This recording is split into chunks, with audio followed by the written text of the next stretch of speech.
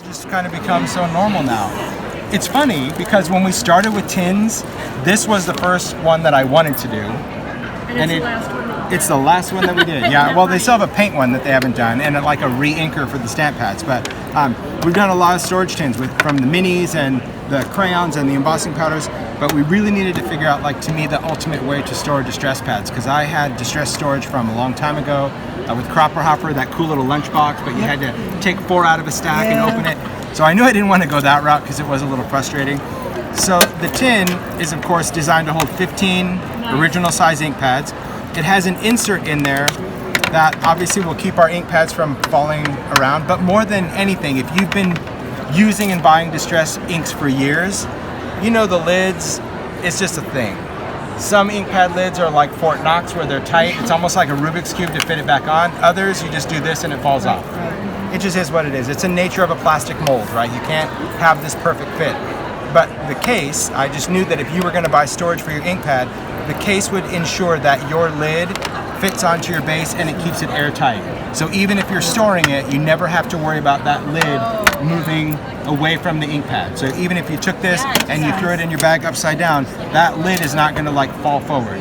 So it was high enough that as soon as you put it in, it just sealed that ink pad. It's storage after all. The other cool thing is that they're spaced enough that even if you have pork chop fingers like I do, you can go in and grab your ink pad. Now there's the whole big, I don't know, saga of how do you store an ink pad. You store an ink pad however you want, first of all, really, and that's the honest truth. Ink is a suspended medium. Some people swear by the fact that they need to store it upside down like a bat and it will stay fresher.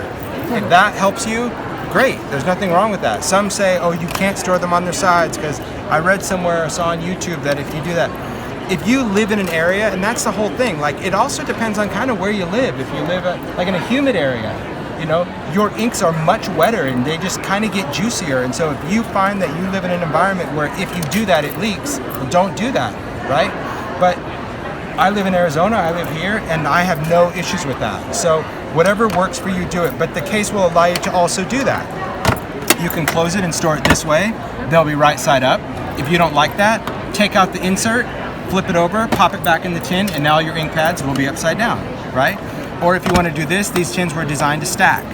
So none of our other tins are stackable, but this has a ridge on the top and a ring on the bottom. So you can actually lock them together. So if you're going to stack them on a shelf, they won't play Jenga and fall off the shelf, right?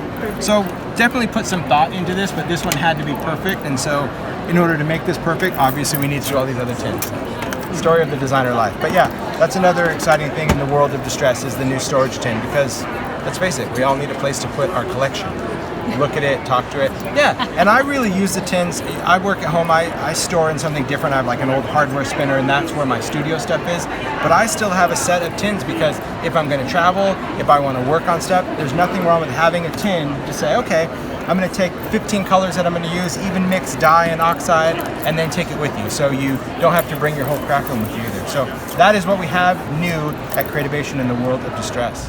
Thanks for watching. Be sure to give our video a thumbs up and subscribe to Scrap Time videos for all the Creativation 2020 coverage.